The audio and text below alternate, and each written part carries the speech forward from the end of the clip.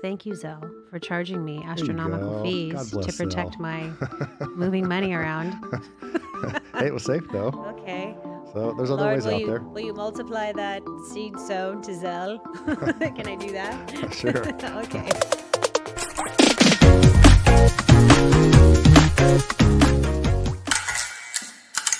Welcome back to another episode of The Abundant Life. I'm your host, Charles Todd, and my co-host, Miss Angelita Todd. Well, how you doing? I'm doing good.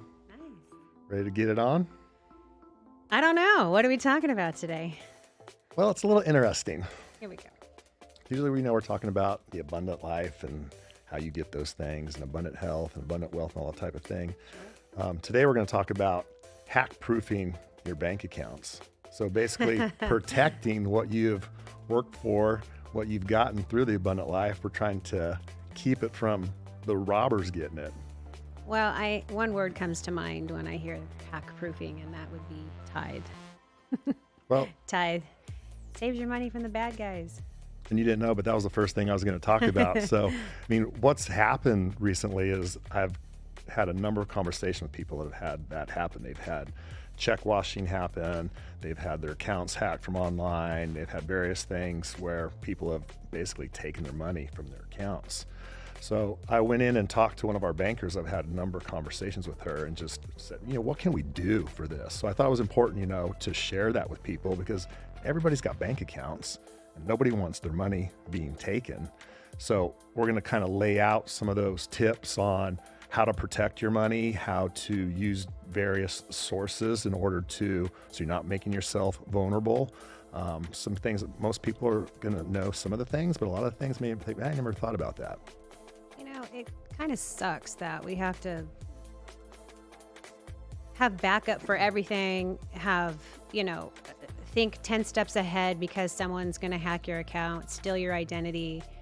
I mean, I know we're living in the world and stuff happens, but this is good information because sometimes people don't even think about it. And I think you were telling me that the lady at the bank, her mother is not following simple protocol to keep her account protected, and she's so worried about her own mother's account that she's monitoring her account every day. But you don't want to be in that state either where you're just worrying all the time about what's going to happen. And I know there are tools to protect you, and I know there's logical steps, some of the things that we've done for a while, some of the things I learned from the banker through my interviews with her. But like you mentioned something, the spiritual side of it, we're always going to go there typically first because everything that we've done in our finances has been spiritually based. It's been, the foundation is the Bible. We're like, God, please help us with our money. Well, and the protecting of it's the same way. And it's not that it's a plead to, oh, please, Lord, like you're coming from this place of desperation. It's like you have promises in there. And so when you stand on a promise, you stand on the promise in faith, and you can actually make it a declaration that this is what the word says, and this is my promise, and therefore that's why I declare it. You declare it with a confidence, not a confidence in yourself, but a confidence in the word. Right. And so one of the scriptures that comes up, what you're referring to, how do we protect it through the Bible? And it's Malachi 3:11. People think, I know Malachi 3:10. Malachi 3:10 is about tithing. It says, bring all the tithe to the storehouse, there be meat in my house. See if I do not throw open the floodgates of heaven is one of them. I love the floodgates because if I don't throw open the windows, I love the floodgates because it's like, whoa, it's a flood coming. Waiting. If I not open up the floodgates of heaven, pour out such a blessing, you don't have enough room to receive. That's kind of what happens when you give, is that those floodgates are going to happen. And I think sometimes we stop there with that in the teaching, and we don't go to Malachi 3:11, which says that I will rebuke the devourer for your namesake. And some of the translations say that he will protect your crops from the pest and from your vines even falling through the ground. So you have to think that this is coming from agricultural terms. Like a lot of stuff in the Old Testament comes from old scripture. It's agriculture because that's how they lived back then. They had animals and they had crops. And so it was relevant to those people there. It's still relevant today. Like your crops is your job, your business, and what you get out of that, your harvest, whether it's through your tithing, your offerings, and you're getting a return on that, or you're getting your paycheck or whatever it may be, that's your harvest, that's your fruit, that's your crops. And then you're going to put it into the bank. So he's going to protect that. So in today's terms, said, I'm going to protect all the money you make through your business, through your job, whatever it is. And when you put it in the bank accounts, I'm going to protect it as well too. And the cool thing about that is, most of the time in the Bible, God's talking about giving you the authority. I give you the authority to do something. It says I give you the power to get wealth. Give you the power to get wealth. That's Deuteronomy 8:18. It's like, he doesn't say, I give you wealth. It's like, I give you the power. What's that mean? You gotta take the power and use it. Your knowledge and wisdom to apply it into something in order to make it increase. I like to use the illustration of a car, like a Lamborghini. I like cars. No. It's like, you can have a powerful car, but if you don't step on the accelerator and use the power, you don't experience it. Yeah, I mean, you're going to put it around. It's like, that's the manufacturer can make it to operate one way, to go really fast. But if you don't push on the accelerator, you can't experience what that manufacturer has provided for you within that. Same way with God. It's like, I give you the power, but you got to go exercise. You got to go do it, or you speak to the mountain, in Mark 10:25, 10:24, ever says that you speak to the mountain, that I've given you, that ability to do that, to use your words. So you've got to exercise it. But in this case, in Malachi 3:11, he says, I will do it. I will rebuke it. That's kind of interesting, ain't it? I mean, so here's the promise. Tithe and God's going to help you. He's going to protect that. Does that mean that we then just, hey, I don't have to do anything with my finance protected? It's like, leave 10 grand sitting on my car when I go into the grocery store, or leave my wallet out here, whatever. No, you still have to use wisdom. It's just like the Bible talks about that you can drink deadly poison and not be harmed. It's like, you don't then go and exercise that. Hey guys, this says this, let me try drinking this and see what happens. No, it's like, if the angels will bear me up. And so just jump off a cliff and see if the angels will bear you up in their hands. Protection is there, right? Like when you need it. But it's not something that you go out and you're going to test, or something that you're just going to throw yourself into. It's like, if for some reason that you're not aware of it and you do something by mistake, you can be protected. If there's something that you don't realize, or how somebody's following you, whatever, you're protected. And I wonder how much we've actually been protected of that we don't even know, of things that potentially could have gone wrong. Or if something has gone wrong, let's just say, like Paris, for example, when she was in the hospital and there was no hope. She was miraculously healed. No doctor bills. Everything was fine. We were restored. Our family got back together. That's one instance, and I know there's others. But what do you say to the people that think tithing is just a bunch of hogwash and it's not for this day and age? And even though tithing, your giving is directly connected with the Lord rebuking the devourer for your sake, what would you say to those that are like, the church just wants my money and tithing is a bunch of hogwash? What do you say to that? You're entitled to your opinion. Sure. I mean, you could say that about anything. Walmart just wants your money. It's like you go there and it's exchange. You give your money to get this, right? So within the church, it says, bring all the tithe to the storehouse, there'll be meat in my house. The meat is what's going to provide you to then get spiritual meat, because then you can, go into the New Testament. It talks about, some can only drink milk or some can have meat. It's about getting something back. You're supporting the church, you're supporting the gospel, you're giving into that so that it can have a place to function. Everything costs money. Right. Nothing's free. Even though you're running a nonprofit like a church, it still costs money to run the building, to have the utilities, to have the employees, all that costs. To put this podcast on, to do what we're doing, it costs money.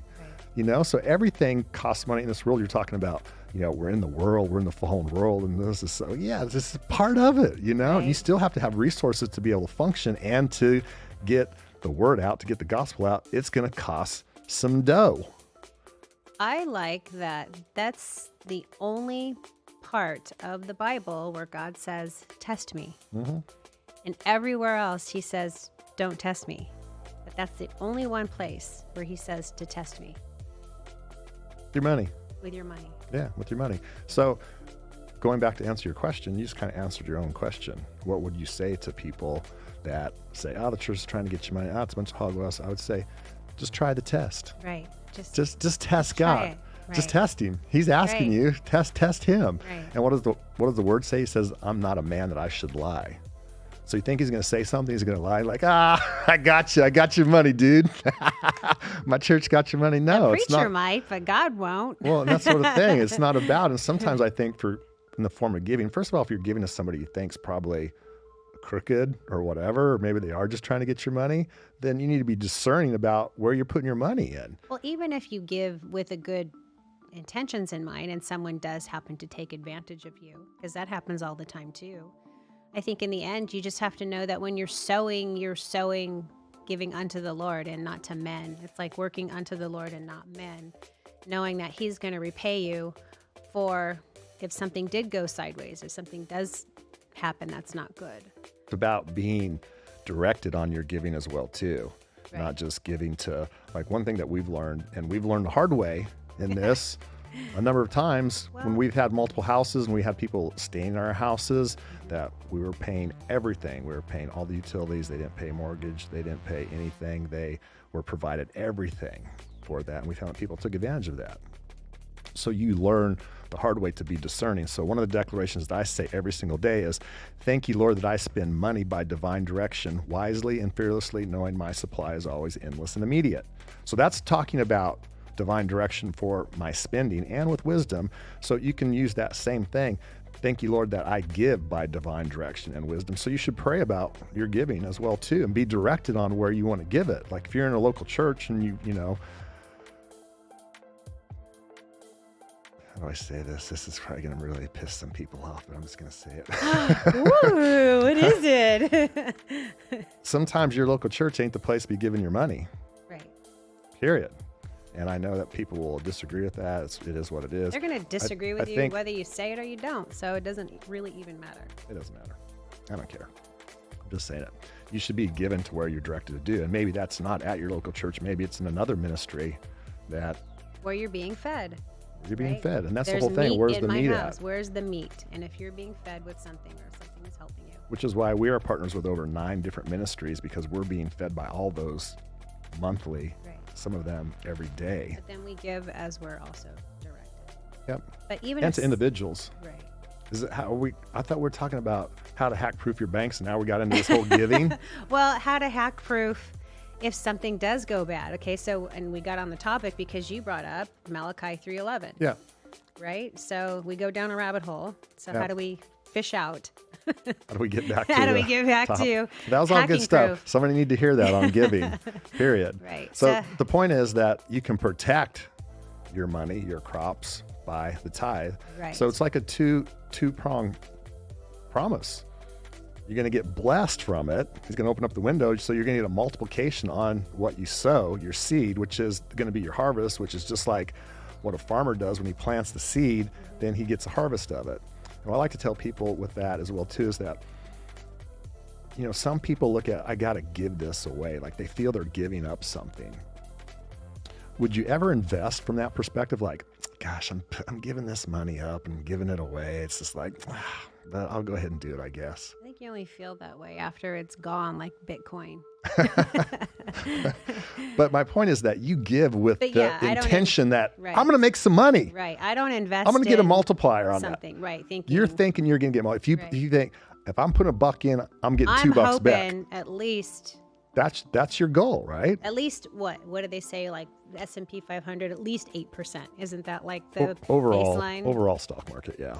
Whatever. If you're not making at least 8%, at least go to the bank where you can get, I think right now it's 4 or 5% on your savings. Depending. Anyway, the higher the inflation, I think the higher they give you interest rate savings on. Point is, you expect a return. Absolutely. You expect a multiplier. Right. You don't invest like, it's a nonprofit organization. The Wall Street's a nonprofit. Here you go, Wall Street. I give this to you. And walk away. Now that's twisted, right? Because I give into Wall Street expecting something back.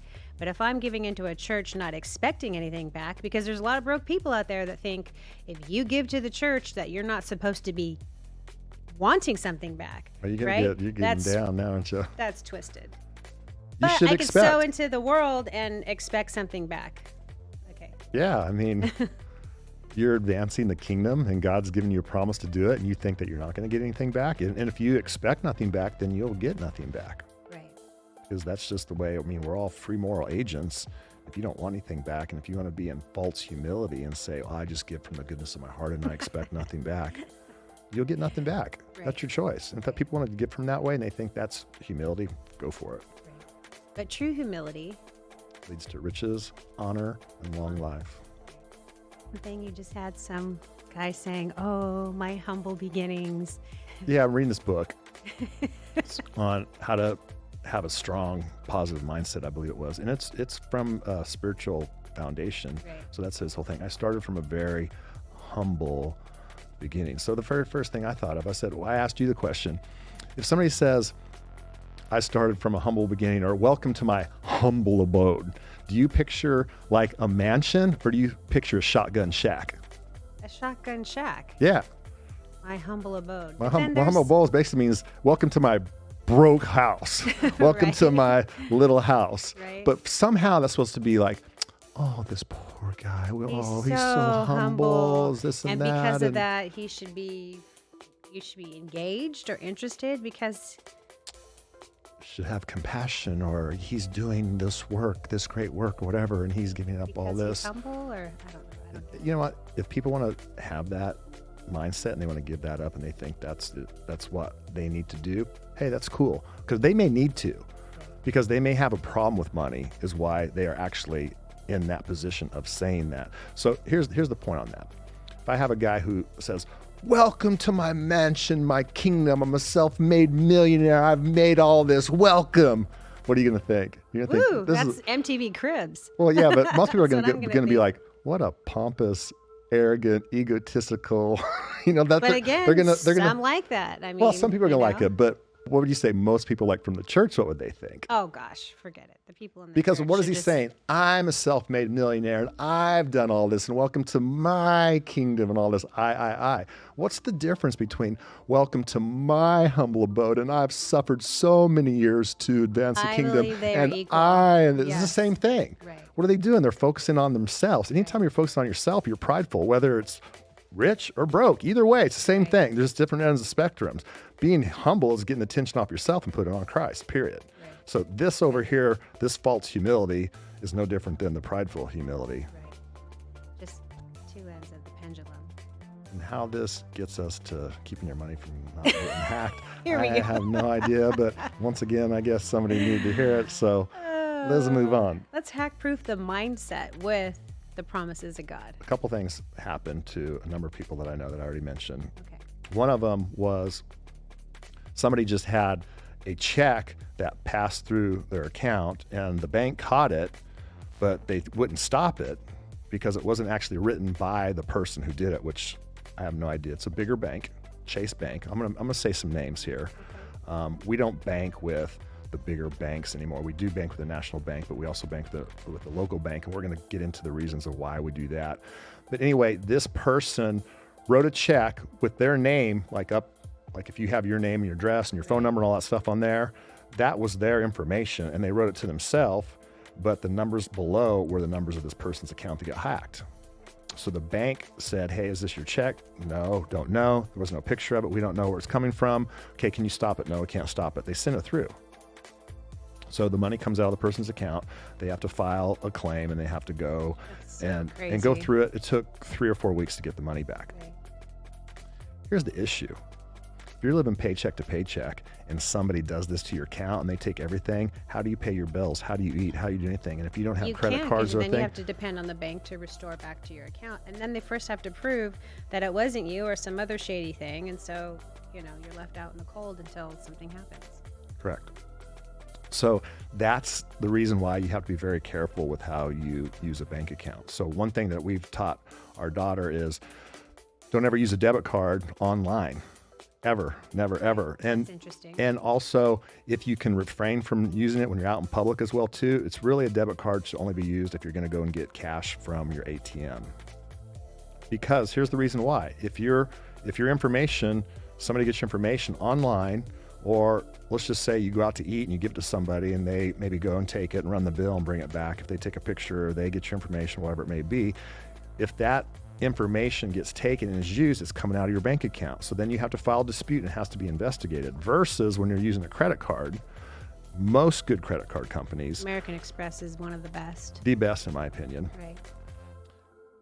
You can dispute that charge and they credit your account and then they start the investigation. Right. And then once they find out it's fraudulent, then it's over. If they find out it's not, you did it or whatever the case may be, then they'll back charge you on that. But the thing is that you don't have money coming out of your account. It's on a revolving credit line, so it really doesn't affect anything.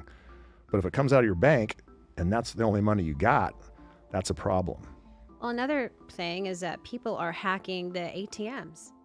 So even if you do have your ATM card and you are going to the ATM, they have put a new interface on top to where they're actually stealing that information. So I would say go into the bank and withdraw your money versus having an ATM card. I don't have any ATM cards. I have done completely away with ATM cards. Yep. I think like there's Venmo and Zelle and like Cash App and Apple Pay. There's other ways to move your money around to get money out. And I did a transfer over Christmas and I looked at my bank. I just Zelled it because it was easier to go from one to the other.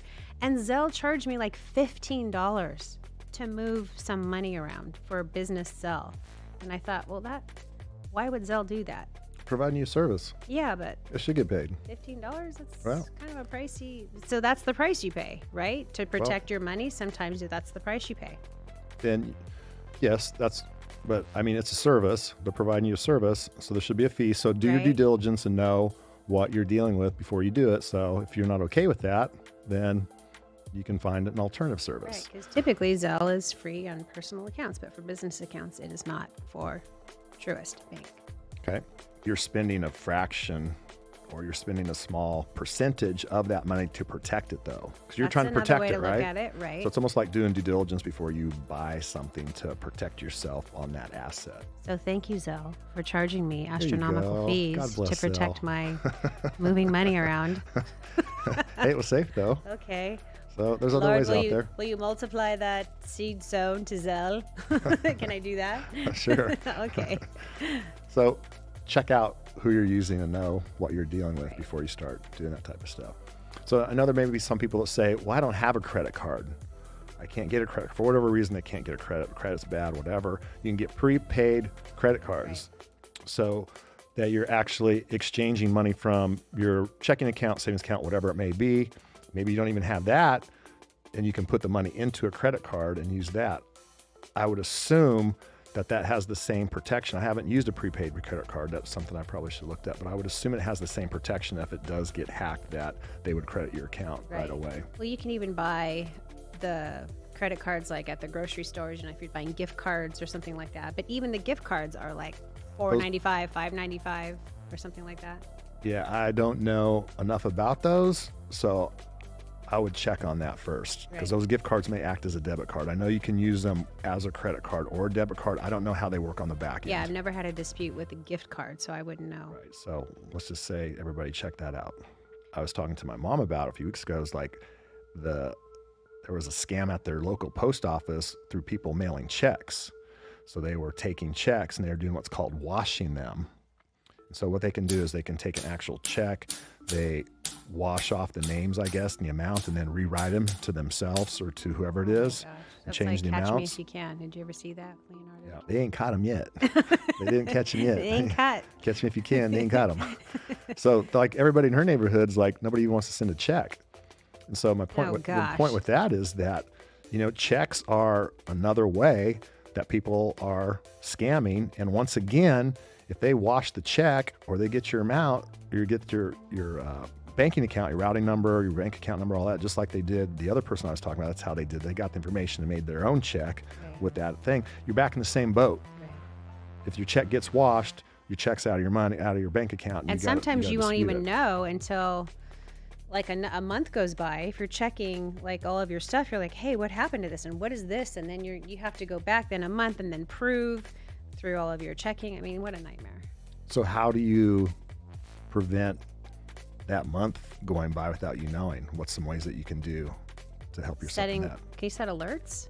Yeah, that's my next one. Set alerts. Right. You know, you can go into whether it's credit card, your bank accounts, whatever, and you can set alerts. This is stuff that's really general, but sometimes I don't know if people really take the time to check and see. Like credit cards, like, you know, American Express and these things, you get an alert for, you can set the dollar amount. Like if it's over $1, if it's over $10, whatever, you can get every single one. You can get an alert when your bill is due. You can put how many days you want it in advance, 5 days, 10 days, whatever. You can get an alert once the bill's been paid. You can get all these different alerts. So you can set the same thing up with your accounts. So if anything, international charges, whatever they may be, you're in control of setting these alerts up. Well, that's another thing, international charges. So some people don't know that when you take your credit card out of the country, they charge you a surcharge by using that card. Some credit cards don't, but some do. So you just need to figure out what's the best travel credit card for you. Anyway. It's all in the fine print. That was free. Everybody signs the credit card thing to get, let me get that credit card, man. Yeah, sign whatever. Then they go traveling and you're like, oh my gosh. But then what do they do? After you get your card, they send it with this I know 9 million pages of the fine print. Any of that? I don't read the whole thing, but I read the basics before I sign up for a card. Right. So, and that's one thing I think when you're getting, this is a whole different subject on its own as well too, you should really be picking credit cards that are going to benefit you personally and your spending, because you can get like a majority of our giving through our partners and charities and churches and that. I have a specific credit card will get 4 times the points for charitable giving. So I use that card for that, basically that only. The other ones we have for travel, you know, specific airlines or whoever it may be, and those you use for those. There's some that you can use for businesses that you're getting additional points for buying office supplies and those type of things. So you're getting more points. So those actually become, you know, beneficial down the road. So we use credit cards from the perspective as we're getting all these benefits. We pay all of ours off at the end of the month. And so they're not making the money off of us through the finance charge like they are for most people. And we're getting all those benefits of those travel points or whatever else they may be. So that's just a tip for, you know, be smart about how you're even picking your credit cards. Right. And again, go to like NerdWallet or something like that to compare the different cards and what's going to benefit you the most. We can even do it like, I mean, we do have a Chase business card, and it's one of the best travel cards that there is out there, them and the American Express, because of the benefits that they have.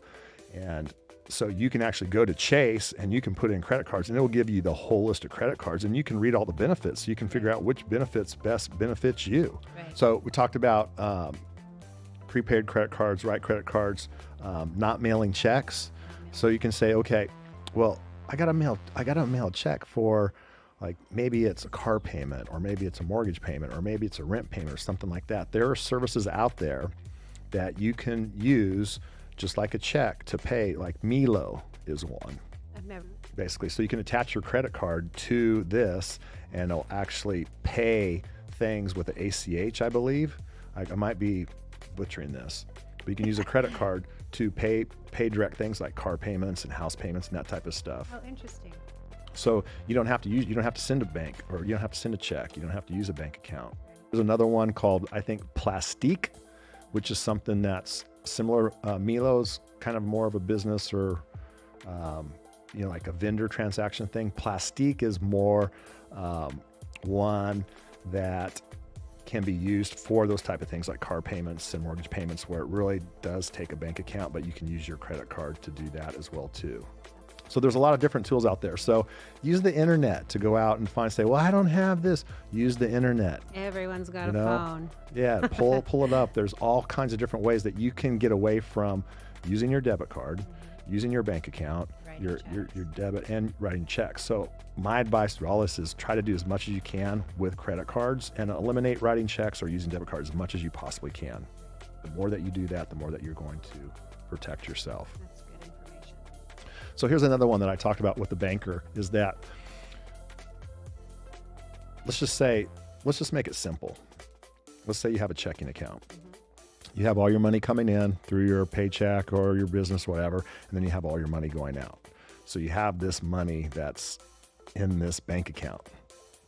You can set up a separate bank account that would work independent from this one, that you could move money out of. A banking or a savings? Either one. Okay. whatever. I'm just going to say another account. Okay. And we can get into the details of what might be beneficial to do a savings or banking. But you're going to have another account that's going to act somewhat as a holding account. Sometimes these are referred to as a sweep account. So like, especially if you're using velocity banking or something like that, like a first lien HELOC, where you're trying to pay off your mortgage earlier and you have this mortgage loan and you have what's called a sweep account right next to it. And all your money that you have coming in is going into paying that mortgage down to lower that average daily balance. And then it's sweeping money to the bank account when it needs to pay different various bills. So instead of parking all your money in a bank account and then paying your bills, it's vice versa. It's all going into this. Or do you keep it all in your banking and then only put what your bills are in your sweep account? I'm getting to that. Okay. So if I have this alternative account that I can use as a sweep account, when the money comes in, I can push it over into this. So maybe it's just as simple as being on an app on my phone where I can transfer that internal transfer into this account so that I'm not holding the majority of my money in this other account where it's vulnerable. And I can set up, what I talk to with my bank is that doing this on our business account, I can set up where this account, we'll just call it a sweep account just for the process of delineating these two, that no checks are written out of this. No payments are made out of this. No payments are coming into this. Nothing is happening to this. The only thing that can happen with this is internal transfers back and forth between these two accounts inside this same banking institution. So if anything would happen to happen, it's unauthorized. It doesn't happen. Right.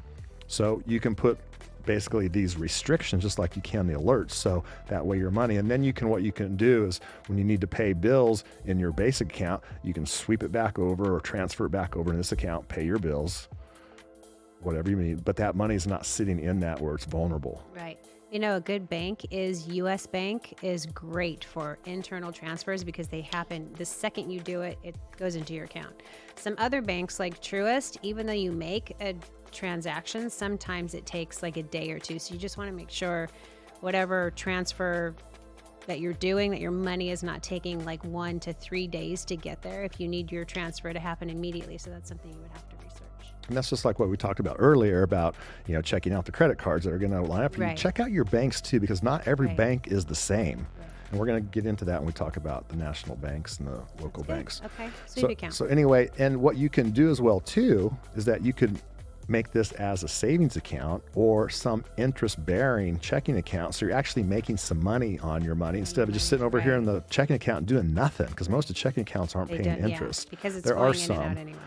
And then, some other accounts, they'll charge you for, like, if you write so many more checks or whatever. So you can get a specific account that will work really good for this sweep account. So do your due diligence and check with not only your bank, but research other banks as well too. 'Cause sometimes I think it's almost like your cell phone service. It's like you get in cell phone service and it's like you stay there for 19 years, and you don't ever check the rates, and you find out these other dudes had the same thing or this all unlimited plan and it's $100 less a month, or you know what I mean? Yeah. Sometimes we just get on autopilot. We don't check these things. Right. So I would recommend, checking those type of things, checking your auto insurance, at least annually, see if there's other things out there, making sure your banks, you're getting all the benefits, and if there's other banks that you can get other benefits, checking your credit cards, checking all that stuff, stay on top of things.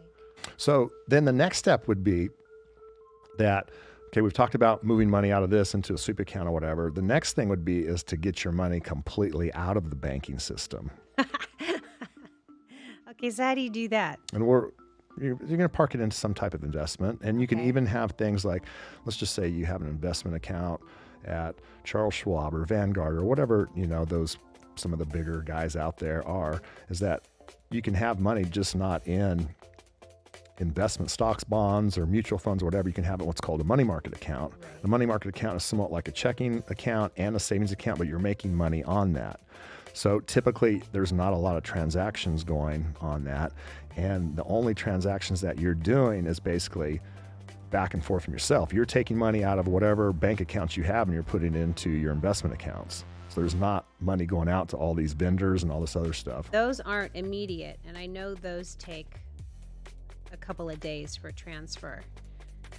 Sometimes as much as a week. Yeah, sometimes as much as a week. So you have to make sure you're allocating time if you're doing something like that in a bigger investment account. And investments are about long-term anyway. It's not like if you're not putting your money in. So it's like a slot machine. I'll put it in and I'll pull the lever and I want something big to come out right now. It's got to be long-term. So it's the same thing, is that you're putting something in there. But the thing with the money market is you can still get that money back out. You can even write a check off a money market to pay something big or whatever it may be.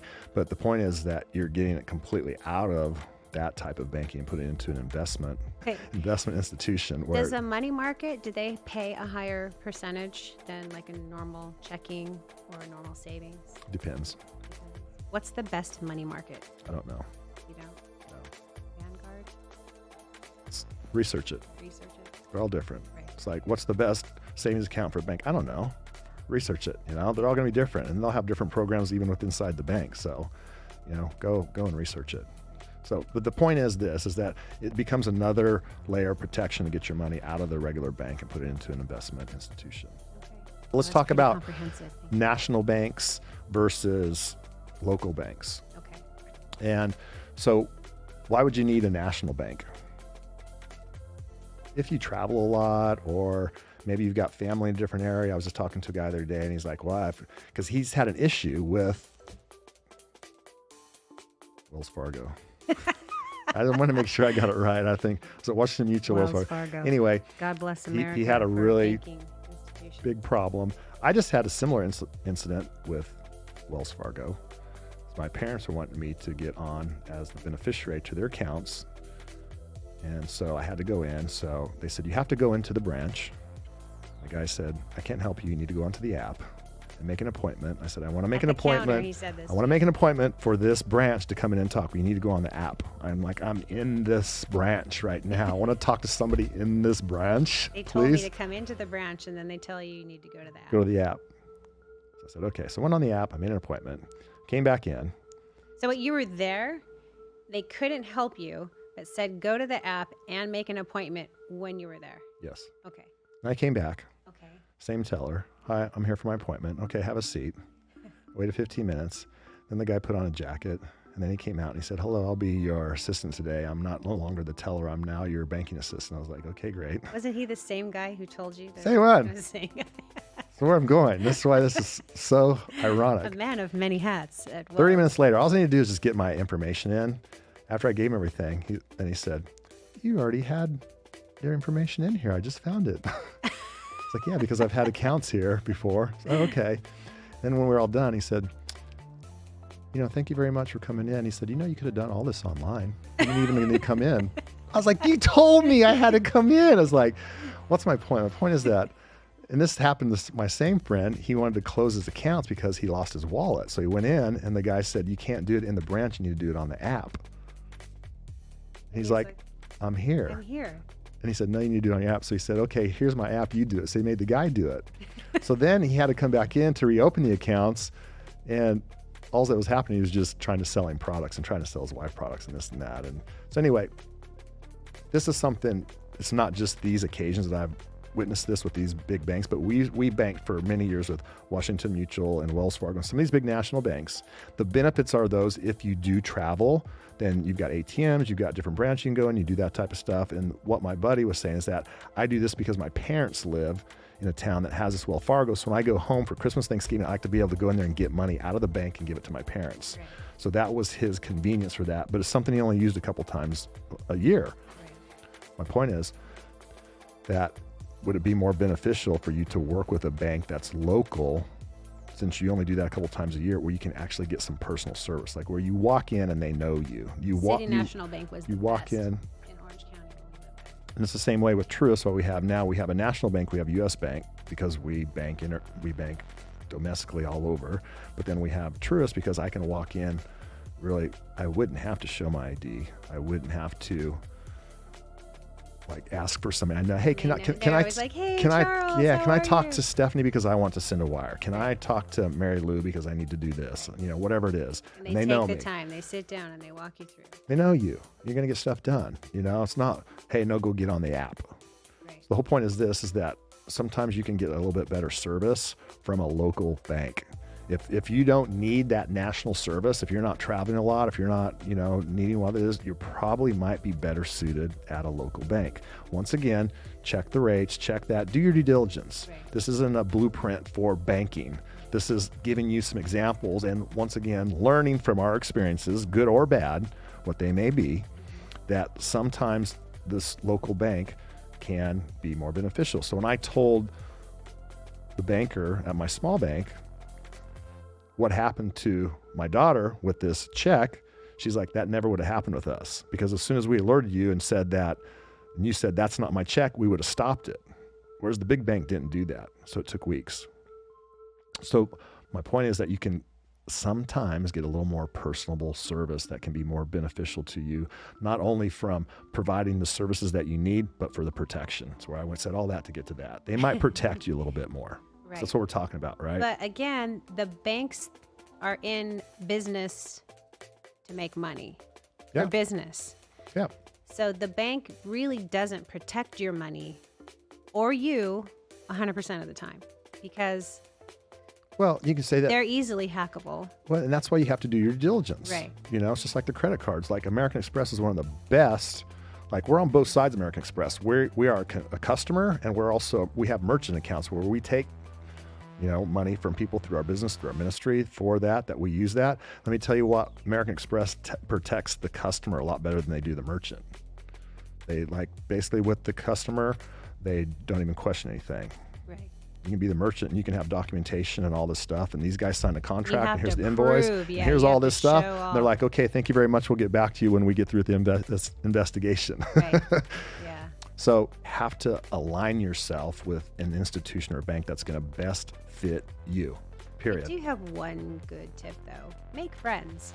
When you go into the bank, get to know your local bankers and be aware of your surroundings. And if someone is stressed out or if they're busy, just find ways to help, or at least show some compassion, I think, because when you're friends with your banking institution, they're going to take better care of you. And that's just period. Anywhere. I mean, that's just anywhere.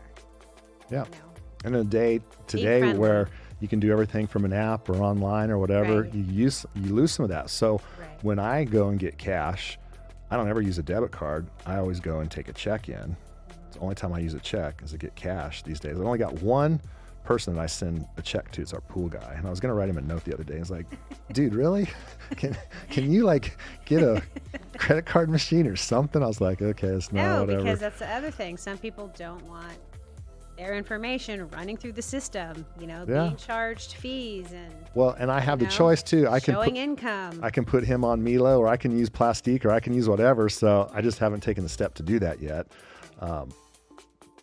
But where I wanted to get with that is that I go into the bank and write a check just so that I can have interaction within the bank, because it's really easy. Like with US Bank, our national bank, we don't see anybody. Right. We don't talk to anybody. Right. And a majority of our revenue from our business is running through that. All of it pretty much right now. I mean, I move money from that to this other one, but a majority, all of your revenue's coming through. That should be like, you should have the best relationship with them. You should have the best relationship wherever. So which is why I'm considering now to. of moving a majority of that over to our local bank, but still having the national bank, so we still have the convenience of that when we do travel or whatever. So once again, you got to kind of blend and pick and choose how you're going to set it up to meet your needs. Right, and it's always going to change. And so if it's going to change, just keep finding out the best solution for whatever new avenue you're venturing in life. So I know where we're going with all this. You're saying, make an effort to go into the bank. Right. That's what I said too. I go in to cash that check when I could do it a different way from the ATM or however it may be. I don't even have any checks. But make an effort to go in and to meet people. Because like you said, it's like you develop a relationship with people. It's like, it might be a good idea to have a relationship with the people who are handling your money. Because if they see something flagged, to be like, oh my gosh, this is Angela's account. I'm going to call you. Or if it's unusual, right? They would call you. And you may just get some special favor because of whatever those relationships may bring. I mean, I've had a number of sit down, I guess, almost one. Yeah, I was going to say like an interview, because that's how I've used it, right. to go in when a couple of these different hacks that happened to our families and friends and people that we knew is I went in and said, hey, do you got a second? Yeah. We sat down 45 minutes to an hour and talked about, hey, this is what happened. How do you prevent this? Right. This is how this whole thing started, by these other people having these and me sitting down. I sat down with her 3 times over 45 minutes each time. She took the time to do that. And talk with you about the different solutions that you could do. And told me about some of the other things, like they'd had people come in there trying to cash fraudulent checks. What she told me is like, we can't even stop them. We're not even allowed to take a picture of them. She was like, I took a picture of the one guy and my manager basically chewed me out because we're not supposed to do that, because what they're concerned that something could happen to them. So the bank is basically just like, don't do any of that. It almost reminds me of California. It's like, yeah, you can steal up to $999 or whatever, and you just got to let them walk out. So the banks say, I'm not going to talk about Gavin Newsom right now. You have to. I'm not going to do that. No, you have to. So listen to this. People already know. They see it. No, but that's okay. This is how crazy California is. I don't want to go there right now. I'm out of California. I know where I'm trying to stick to the banking, please. Okay, but here's what happens, right? People can go in and they can steal a certain amount of money in California and then be done, and nobody chases them outside. Not allowed to. Employees aren't able to do stuff. Even security guards aren't able. Nobody's able to do anything. So you can go in and smash and grab. It's not that they're not able. They are told not to. So because the law protects them. Right. So how do you stop somebody who's not breaking the law? Can't. It's just like if a guy goes into the store and buys something and walks out, he didn't break the law, did he? No. So if there's a law that says you can steal up to this certain amount, if it's $1,000, you take $950, you're good. You didn't break the law. Oh my gosh. So you can't stop him. So you just have to let him go. So Gavin Newsom saw that happen. He's like, why isn't somebody stopping these people walking out? And the lady said, because the governor did. He's like, I am the governor. I didn't do that. What do you mean? He felt violated because he had to spend $300 some on his purchase, and somebody else walked out. Right. Anyway. So he didn't even realize his own policy. That's another thing. Be aware of your own policies and procedures that you have in place. Oh my gosh. So the banks kind of have these same things, but it's for the protection of the bank's employees. So I understand that. So they're not able really to do anything. That's something that I learned. So what she told me is like the only people that can actually report those type of things are our customers to the police departments. Like we can't even call the cops on somebody, which is crazy. But what they can do if something does happen and I think there was an instance where she called the customer and said, hey, this is happening. And he was like, oh, you're crazy. Didn't that happen? That's okay. Well, let's get into that. Okay. Wires. So for all people who do wires, I do wires on a regular basis for various car purchases, investment type deals. So what I learned from that is to always verify the wire through phone. Even though you get an email from somebody or a fax or whatever it may be, here's the wiring information, before you go and actually wire it, that you should call. And so this happened to me the last time. It's like, did you call to verify this? I said, no, I've been dealing with these people for 2 weeks. I know who these people are. Right. And they're like, well, you should still call. And so just out of respect of my banker, knowing that they're protecting me, I called. The person said, yeah, I'll text it to you so we can verify, because I was sitting there with them. So they did that. Here's the reason why. They had a customer who was closing escrow on a house. So they were sending the wire. Somebody hacked their email, got into their email and changed the information to the hacker's bank. And they actually wired the money to the hacker's bank and not the escrow account. Oh my gosh. And the bank tried to tell the guy this, and he's like, what, are you nuts? Do you think, is that what you said? Right. And that's how it happened. And so his money went to the hacker instead of escrow. Verify things. Even when you think that you don't know how a hacker might not just be hacking your bank account, it could be hacking your email. Oh my gosh. Or whatever else there may be. There's all kinds of different ways. And there's so many crazy hacker emails right now, scams, phishing, especially around the holidays. If something looks odd to you, always check who it's from. And if there's no like from or to, and sometimes they'll change one little digit to make it look like it's coming from your bank, trying to get you information. just don't click on any links. And if it looks suspicious, always delete it. And if I get something that says, oh, you're past due, or this is happening, or blah, blah, blah, just go to your normal accounts, or if you have your apps, go to your apps and see if there's any notifications that you've gotten, just to double check everything. But I would just junk and delete anything that comes in on like an email. I always just delete, because it's going to come into my app if it's something important, because there's always going to be some kind of notification. Yeah. And there's another, I mean, our aunt, my uncle just passed, and so the obituary goes out as public information. So there's scammers that scam off of that, knowing that there's going to be elderly people that do that. So she got some type of email for a refund, and so she's like, okay, I do have that product. I want to get the refund. She just happened to have it. And so the same thing, they got her information. Thankfully, her bank caught it before they drained her accounts, because they were trying with their bank. They were trying to take everything. She did have a relationship with her bank for over 20 some years. Right. So they weren't able to do that. But yeah, there's just so many different things out there. So just in summary, avoid using your debit cards. Try to use credit cards as much as possible. Avoid using checks as much as possible. Set alerts on your accounts so that you know what's going on. Establish some good relationships with your local bank, and move money around. Get it out of the regular account as much as you can, and shop the banks and the cards that are going to best service your needs. What else? That was good. I think you covered everything. And one last thing.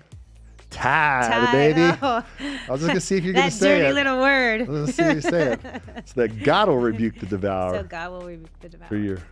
For your protection. He's going to take care of it.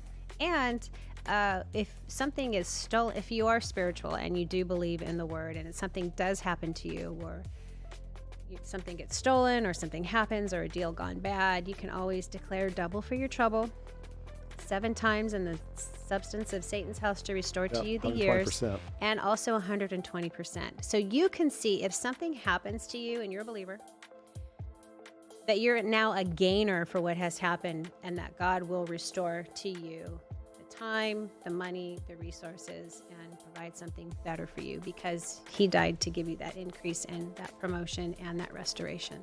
Amen. Hallelujah. Hallelujah. Hallelujah. And So, with that, take all the tips, do something with it. Don't be dumb. Don't stick your head in the sand. Hack-proof those accounts, and put your faith in God. Until next time.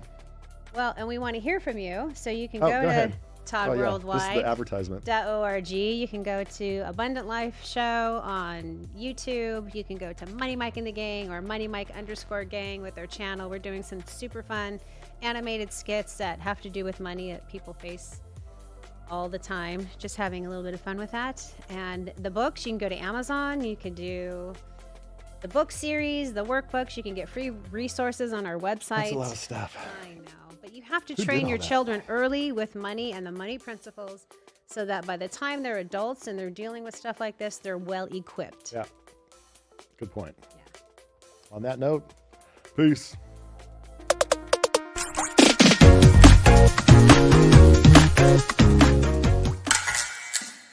Hey kids, it's Money Mike.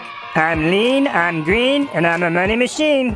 Welcome to my new book, Money is Easy, where I branch out with glee, revealing the message, money is as easy as counting 1, 2, 3. This is my first book in the Money Mike and the Gang 4-book series, where I get together with my good friends and reveal hidden secrets in my tree leaves that pay dividends. I'll teach you 3 simple steps on how to get rich, so you can tell a friend and also help their lives to be enriched. So check out my new book and you will see that money really is easy as counting 1, 2, 3.